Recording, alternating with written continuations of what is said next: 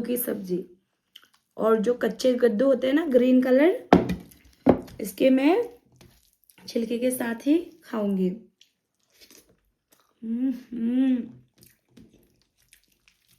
मतलब इतना टेस्टी ना, मैं क्या बोलूं, मुंह पे शब्द नहीं है।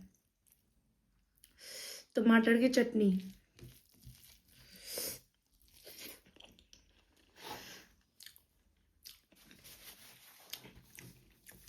कितना टेस्टी। कच्चे कद्दू,